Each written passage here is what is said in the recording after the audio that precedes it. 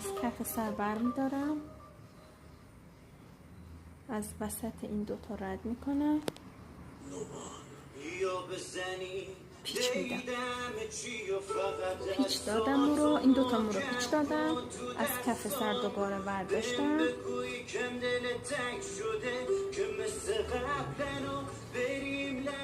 از وسط این دوتا رد میکنم، دوباره میام دوتا پیچ میدم مثل آب شوی بعد این هم بی بشه. خب یه بار دیگه از کف سر برداشتم، پیچ میدم.